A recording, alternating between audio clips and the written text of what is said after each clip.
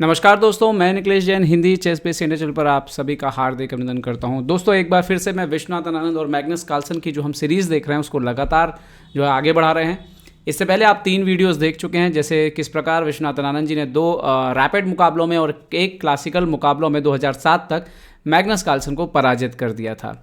आज एक बार फिर से वही लेना रेस टूर्नामेंट जो कि हमने पहला क्लासिकल मुकाबला जब विश्वनाथन आनंद जी ने जीता था मैग्नस कार्लसन के खिलाफ, उसी टूर्नामेंट में राउंड रॉबिन में दूसरी बार एक बार फिर मैग्नस कार्लसन विश्वनाथन आनंद जी के सामने हुए और इस बार फिर विश्वनाथन आनंद जी ने अपनी महारत कार्लसन के ऊपर साबित की।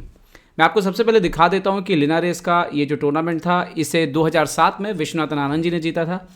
मैग्नस कार्लसन दूसरे स्थान पर रहे थे और आप देख सकते हो 1 अंक का मार्जिन था और ये मार्जिन जो है इस राउंड के बाद ही क्रिएट हुआ था। विश्वनाथन आनंद जी इससे पहले कार्लसन जो है उनके साथ संयुक्त बढ़त पर चल रहे थे। तो विश्वनाथन आनंद जी ने जो 2 बार मैग्नस कार्लसन को इस में हराया था, इस टूर्नामेंट में हराया था, वो सबसे अनोखी बात थी। ये जो नंबर 2 आप दिख रहे हैं यहाँ पे, जो 2-1 दिख रहे हैं, ये मैग्नस कार्लसन के ही खिलाफ हैं। तो उस समय 2700 के करीब जो है छूने के आसपास पहुंच चुके थे मैग्नस कार्लसन। तो चलिए आज देखते हैं ये मुकाबला जो कि विश्वनाथन आनंद जी का खुद का बहुत खास है। उन्होंने खुद ही इस गेम को एनोटेट भी किया है। तो आइए देखते हैं इस मुकाबले को। विश्वनाथन आनंद जी वाइट पीसेस से खेल रहे थे। शुरुआत हुई E4, E5, night F3, night C6, bishop B5। तो राइट पेज ओपनिंग हुआ एक बार फिर से यहाँ पर। अपोनेंट ने खेला यहाँ पर A6, bishop A4, night F6। सो कासल करते हैं विश्वनाथन आनंद जी। तो बिशप E7 नॉर्मल आप देख सकते हो यहाँ पर जो है ओपनिंग जारी है राइलो पेज की। यहाँ पर चिगोरिन लाइन यहाँ पर खेली जा रही है। B5, bishop B3। So now D6, सो C3। तो अब जब ये C3 आप खेलते हो तो डेफिनेटली आपका आइडिया कभी ना कभी जो है वो D4 करने का यहाँ पर होता है। अभी देखिए मैग्नस कार्लसन ने खेला कैसलिंग, तो विश्वनाथन आनंद जी ने खेला H3। डेफिनेटली जो है बिशप G4 और नाइट G4 जैसे किसी भी चाल को अवॉइड करते हुए नाइट A5। अभी नाइट A5 का आइडिया क्या होता है कि एक आपको अगर अपना बिशप बचाना है तो बिशप एक टेम्पो लूज करिए, आप बिशप बचाइए। दूसरा, नाइट के यहाँ हटने से अब ब्लैक को यहाँ पर C5 खेलने का मौका मिलेगा, क्योंकि वो अपोनेंट का जो D4 है उसका थोड़ा अच्छे से और सामना यहाँ पर ब्लैक कर पाएगा। ओके, बिशप C2, तो C5, D4 विश्वनाथन आनंद जी ने खेला यहाँ पर। तो मैग्नस कार्लसन खेलते हैं नाइट D7। उन दिनों विश्वनाथन आनंद जी के खिलाफ नाइट D7 पे जो है ये एक नई तैयारी जो मैग्नस कार्लसन ने की थी।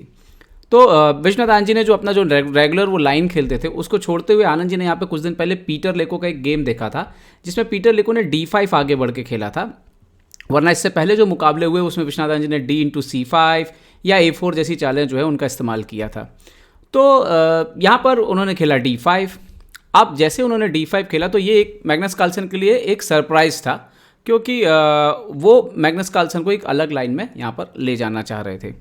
ओके, हालांकि लेकिन कार्लसन अगर नाइट D7 देख करके आए थे तो डेफिनेटली D5 भी देख करके आए थे।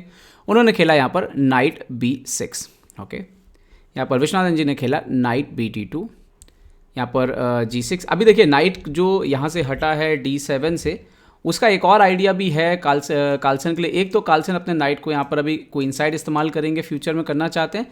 दूसरा, ये दोनों नाइट को आप देखिए C4 के जरिए, और F5 के लिए चूंकि नाइट हटा है तो F5 के लिए रास्ता खुलता है। तो अभी F5 अगर डायरेक्ट किया जाए यहाँ पर तो EF5, bishop F5, bishop F5, रुक F5, नाइट E4।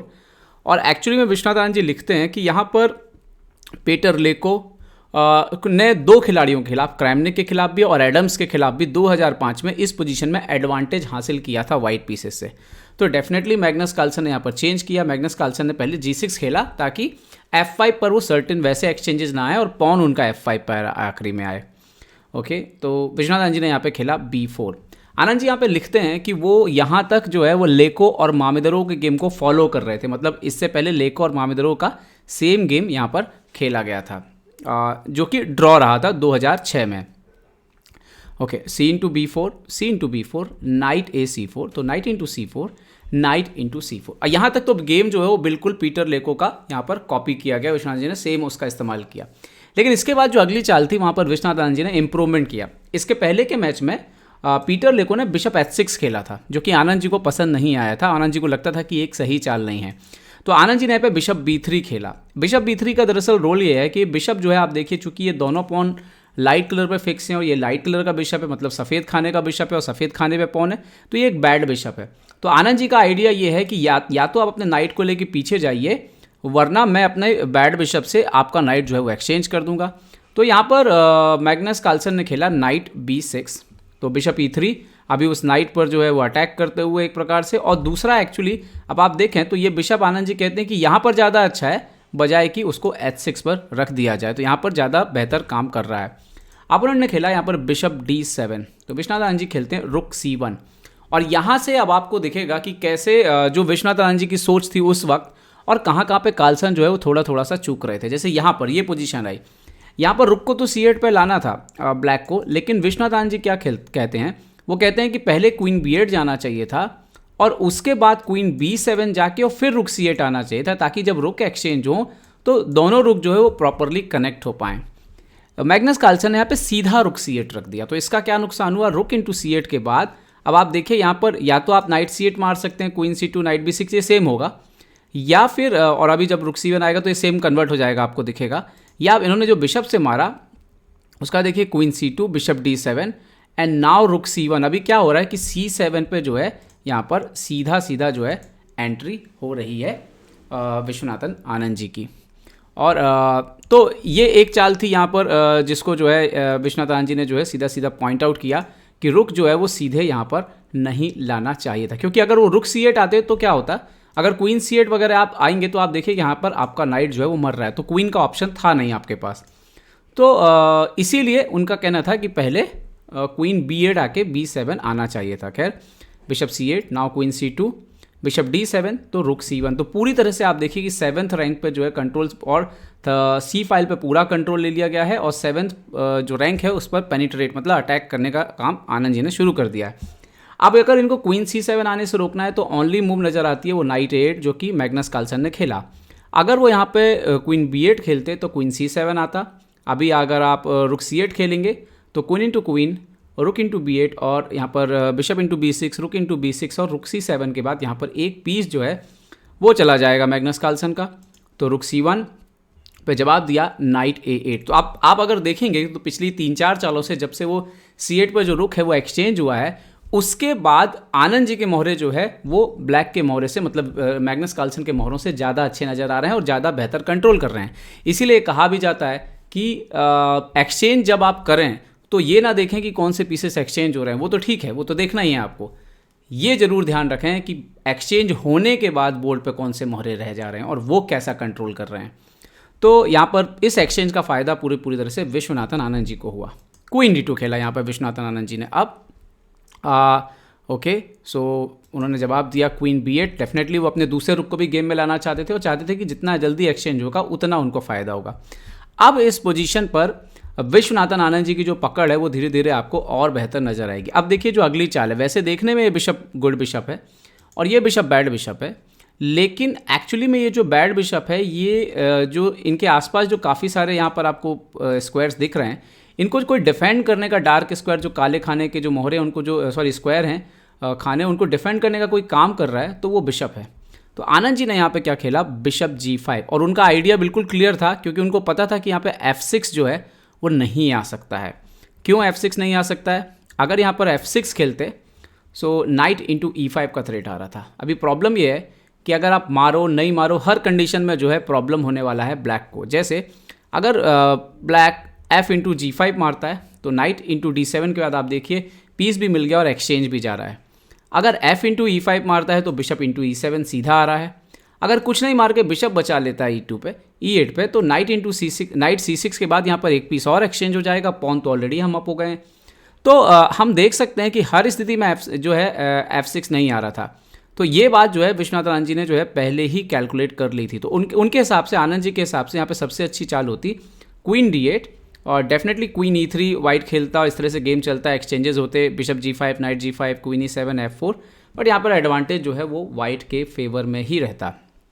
खैर, बट इससे ये फ़ायदा होता कि ये जो क्वीन है जो कि साइड पे है वो थोड़ा सा गेम में यहाँ पर आ जाता। ओके, बिशप G5 खेला यहाँ पर विश्वनाथ जी ने और उन्होंने क्या खेल दिया, bishop into G5, night into G5। अब नाइट के ऊपर जाने से 2-3 चीज़ें हुई हैं। एक तो ये F4 का जो है वो रास्ता क्लियर हो गया है, दूसरा ज़रूरत पड़ने पर ये थर्ड रैंक जो है वो क्लियर हो जाएगी, ताकि पीछे से जो है वो पीसेस आ सकें। लेकिन वो जो नाइट है वो जाएगा कहाँ जब उसको भगाया जाएगा? यहीं पर जो है वो गेम का असली जो है असली शानदार चाल जो है वो छुपी हुई थी। देखते हैं आगे। यहाँ पर अपोनेंट ने खेला रुक C8, तो आनंद जी ने अभी क्या किया, डिनाई कर दिया एक्सचेंज करना। क्यों? क्योंकि उन्होंने देखा कि आपके सारे पीसेस तो क्वीन साइड पे जा चुके हैं और किंग साइड जो है वो ऑलरेडी हमने आपका वीक कर दिया। नाइट यहाँ पे है, क्वीन यहाँ पर है, तो अब ये जो रुक की ज़रूरत है वो F1 पे है, उसको एक्सचेंज करने की ज़रूरत नहीं है यहाँ पर। ओके, तो यहाँ पर मैग्नस कार्लसन ने खेला H6, ताकि वो चाहते थे कि आप नाइट पीछे जाएँ और किंग G7 के बाद पोजीशन फिर से संभल जाए। लेकिन विश्वनाथ आनंद जी का प्लान ही कुछ और था शुरू से। आनंद जी ने खेला नाइट E6 और ये थी गेम की सबसे ब्रिलियंट चाल। ये था ऑक्टोपस नाइट। हम जानते हैं कि जब ये बैठ जाता है 6th रैंक पे तो ये रुक से भी मजबूत होता है। समस्या ये थी कार्लसन के सामने कि वो इस नाइट को मार नहीं सकते थे। आगने वाली 3-4 चालों तक आप देखेंगे कि चाह के भी मैग्नस कार्लसन इस नाइट को नहीं मार सकते थे। जैसे सबसे पहले यहीं पे देख लेते हैं, अगर F इंटू E6 मारा जाता तो D into E6, bishop E8, queen into H6, और एक्चुअली में ये गेम जो है वो जाने वाला है, क्योंकि आप देखिए E7 भी आ रहा है, उसके बाद क्वीन F8 आ रहा है और ये अनस्टॉपेबल आने वाला है। जैसे कि मान लीजिए नाइट B6। हाँ, एक बात और कि आप इस बिशप को कहीं नहीं हटा सकते, वरना ये पॉन भी जा रहा है, तो उसके बाद भी यहाँ पर मेटिंग थ्रेड जो है बहुत ज़्यादा हो जाएंगे। तो मैच में क्या हुआ, यहाँ पर क्या हो सकता था, तो यहाँ पर बिशप E8, क्वीन H6, यहाँ पर ज़्यादा आप नाइट B6 खेलेंगे, क्योंकि और कोई रखेंगे रुक या क्वीन यहाँ पर, तो वैसे भी E7 जो है वो अनस्टॉपेबल है, क्योंकि वो डिस्कवर्ड चेक के साथ आ रहा है। तो ये नाइट को यहाँ से इसलिए निकाला गया ताकि C4 का स्क्वायर रोका जा सके। So E7, knight C4, queen F8, check, king H7 और F4।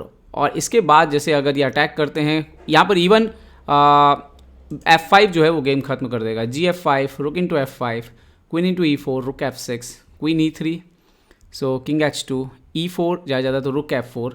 ये गेम बचेगा नहीं, मतलब ये आपका किंग का पोजीशन इतना ख़राब है कि यहाँ पर गेम जो है वो मेट ही लेकर के आएगा। खैर, तो क्या हुआ मैच में, क्या हुआ मैच पे उन्होंने क्या किया, यहाँ पे मारा नहीं, उन्होंने यहाँ पे खेला नाइट E6। जब आनंद जी ने खेला तो यहाँ पर कार्लसन ने खेला किंग H7, और विश्वनाथ आनंद जी भी लिखते हैं कि ये सबसे अच्छा ट्राई यही था। अब आनंद जी ने खेला F4, अब वो F5 ओपन करने जा रहे हैं। यहाँ पे एक बार फिर से आप देख लीजिए, अगर FE6 मारेंगे तो क्या हो रहा है, इस बार DE6 मारेंगे, और जब आप अगर यहाँ पर क्वीन B6 ऐसा कुछ खेलते हैं, या सॉरी बिशप E8 खेलते हैं, सो यहाँ पर F5 जो है वो आएगा, GF5, EF5, even queen A7 check, king H2, queen D4 exchange के लिए भी आ भी गए, तो क्वीन इंटू D4, ED4 और F6, और इसके बाद आप देखिए कि ये जो पॉन है दोनों ये बिशप लेकर के ही मानेंगे। तो यहाँ पर भी ये नहीं आ रहा था FE6, तो उन्होंने खेला यहाँ पर कार्लसन ने queen A7 check, king H2, bishop E8। एक बार फिर से मैं आपको दिखा देता हूँ कि यहाँ पे भी FE6 में वही प्रॉब्लम है, D6, bishop E8, F5, GF5, वही होने वाला है सेम जो हमने वेरिएशन देखा, और उसके बाद एक्चुअली में ये पीस यहाँ पर बचता नहीं है। तो पोजीशन इतनी कॉम्प्लिकेटेड हो चुकी थी कि, और आनंद जी की समझ इतनी ज़्यादा, आप सोचिए कितनी शानदार उनकी खेल की समझ है कि ये नाइट यहाँ पे बैठा है, 3-4 चाल तक बैठा है और अपोनेंट इसको मार नहीं सकता। तो फाइनली यहाँ पर क्या किया, उन्होंने बिशप E8 खेला कार्लसन ने, और उनका आइडिया देखिए कुछ और था। अभी देखिए आगे क्या होता है। आनंद जी ने खेला F5, GF5, EF5, और अब यहाँ पर F6 रोकना पड़ेगा, वरना मेटिंग थ्रेड्स का प्रॉब्लम हो जाएगा। तो अभी क्या हो गया, वो जो नाइट E6 पे गया था 4 चाल के बाद, अब भी वहीं बैठा है, और अब और मजबूत हो चुका है। अब तो कोई पॉन भी नहीं छू सकता, जब पॉन भी मार सकते थे तब भी उसको मारा नहीं जा सकता था, और अब ये इमोर्टल नाइट हो चुका है, मतलब अलग ही लेवल का ये पीस बन चुका है। आप कह सकते हो कि शायद ये जो नाइट है ये ब्लैक के स्क्वीन को भी छोड़ दें, तो बाकी के उसके जो 3 पीसेस हैं उनसे भी अगर आप कंपेयर करेंगे तो ये नाइट ज़्यादा बेहतर मिलेगा आपको। ओके, अब आनंद जी ने यहाँ पे खेला रुक E1। अब ये आइडिया क्या है उनका कि रुक को E4 से यहाँ पर शिफ्ट करना है, रुक H4, और फिर ये मेटिंग थ्रेड यहाँ पर लगानी है। तो अपोनेंट ने यहाँ पे खेला रुक C7, तो यहाँ पर आनंद जी खेलते हैं रुक C1, और वो यहाँ पे लिखते हैं कि इस समय बेहतर है कि मैं अब जो है स्पिनिंग का इस्तेमाल कर लूँ। मतलब उनका जो प्लान था उसको 2 मिनट के लिए छोड़ते हुए पहले स्पिनिंग का इस्तेमाल कर लें, ताकि थोड़ी देर के लिए इनके पीसेस जो है वो थोड़ा और जाम हो जाएं। ओके, तो फाइनली यहाँ पर खेला बिशप D7, सो नाउ रुक C3। अभी रुक C3 से रुक G3 जाने की तैयारी विश्वनाथ आनंद जी की। पूरी तरह से ये पोजीशन जो है आनंद जी के कंट्रोल में जा चुकी थी, क्योंकि आप देखिए ये क्वीन, ये नाइट, ये रुक, ये 3 पीस ही कमाल कर रहे थे। डेफिनेटली ये 2 पॉन भी मदद कर रहे हैं, और ये बिशप भी इनडायरेक्टली भले कुछ नहीं कर रहा है लेकिन इस रेंज पर सपोर्ट कर रहा है, और उसका फ़ायदा ये है कि ये नाइट और ये पॉन स्टेबल है यहाँ पर। ओके, उनके कार्लसन ने यहाँ पे खेला E4। ओके, तो आनंद जी को कोई फ़र्क नहीं पड़ा, उन्होंने खेला रुक G3। अभी प्रॉब्लम आप देखिए वहाँ पे अलग अलग तरह की प्रॉब्लम आ रही है, रुक G7 चेक भी आ रहा है। तो फाइनली नाइट इंटू E6 यहाँ पर उन्होंने मारा। अगर रुक G8 आते तो रुक G8, किंग G8 और क्वीन इंटू H6, तो ये भी गेम ख़त्म हो जाता। तो उन्होंने खेला night into E6, D into E6, bishop E8 and यहाँ पर गुड मूव खेलते हैं E7। अभी प्रॉब्लम क्या है कि क्वीन इंटू E7 अगर मारा तो बिशप G8 के बाद गेम नहीं बचेगा, आप देख सकते हो। फोर्स है कि आपको पीछे जाना पड़ेगा और उसके बाद क्वीन H6 आ रहा है। सो इसीलिए E7 गुड मूव आया और क्वीन से आप मार नहीं सकते। उन्होंने खेला bishop H5 but queen into D6 और इसके बाद यहाँ पर एक्चुअली मैग्नस कार्लसन ने रिज़ाइन कर दिया, क्योंकि अगर आप यहाँ पर रुक E8 वगैरह कुछ आते तो, क्योंकि वो आप देख सकते हो कि वहाँ पे भी प्रॉब्लम है, तो क्वीन F6 एक्चुअली जो इसको रोकना थोड़ा इम्पॉसिबल है। आप किसी भी कंडीशन में क्वीन इंटू F6 रोक नहीं पा रहे हो, तो ये ओनली मूव है। Then queen into F6, queen into E7 E1, तो बिशप G8 ब्रिलियंट मूव और गेम खत्म हो जाएगा। मारना पड़ेगा रुक से, तो क्वीन चला जाएगा और उसके बाद भी आप देखिए तो आपके पास ज़्यादा कुछ करने के लिए है नहीं, चेक, और आप मैक्सिमम यहाँ कुछ कर सकते हैं, इवन ये एक्सचेंज भी कर लें तो मतलब ये गेम खत्म हो जाता कुल मिला के क्वीन E7 के बाद ही, यहाँ पर ही बिशप G8 के बाद। तो क्वीन इंटू D6 जैसे ही मैग्नस कार्लसन का मारा गया तो यहाँ पर उन्होंने रिज़ाइन कर दिया और विश्वनाथ आनंद जी ने लगातार दूसरी बार क्लासिकल मुकाबलों में मैग्नस कार्लसन को पराजित किया। दोस्तों हमारी ये सीरीज़ जारी है, मतलब हम ये दिखा रहे हैं कि शुरुआत से मैग्नस कार्लसन और जब विश्वनाथ आनंद जी के मुकाबले हो रहे थे तब दोनों के बीच क्या स्तर था, कैसे खेल चल रहा था, आनंद जी कैसे जीत रहे थे। अब आने वाले समय में धीरे धीरे आप देखेंगे कि कार्लसन धीरे धीरे कैसे बेहतर होते जाएंगे। आनंद जी के रिजल्ट पहले थोड़ा इक्वल पे आएंगे और फिर उसके बाद माइनस होने लग जाएंगे। तो वो सारा ये जो पूरा है सीरीज़, हम इस सीरीज़ में ये सारी चीज़ एनालाइज करते रहेंगे।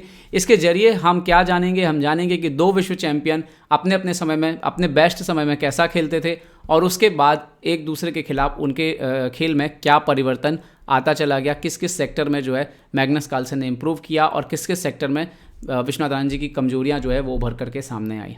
उम्मीद है दोस्तों ये सीरीज़ आपको पसंद आ रही होगी, ये वीडियो आपको पसंद आया होगा। पसंद आया तो लाइक, शेयर और सब्सक्राइब करना ना भूलें। देखते रहिए चेसबेस इंडिया। चेसबेस इंडिया के लिए मैं निखिलेश जैन, जय हिंद। तो उम्मीद है आपको हमारे वीडियो पसंद आए होंगे। अपने सुझाव हमें जरूर दें और याद रखें शतरंज की हर छोटी बड़ी खबर के लिए जुड़े रहें चेसबेस इंडिया चैनल से। जी हाँ, चाहे वो खिलाड़ियों के इंटरव्यू या फिर वो खेल का विश्लेषण, चेसबेस इंडिया हमेशा आपके लिए खबरें लाएगा सबसे तेज सबसे जल्दी। सब्सक्राइब करें हिंदी चेसबेस इंडिया चैनल को। अगर आप यूट्यूब पर देख रहे हैं तो सब्सक्राइब करें और साथ ही साथ बेल आइकॉन दबाना ना भूलें दोस्तों, क्योंकि इसी से मिलेंगे आपको सारे नोटिफिकेशन। फेसबुक पर देख रहे हैं तो जरूर लाइक और शेयर करना ना भूलें।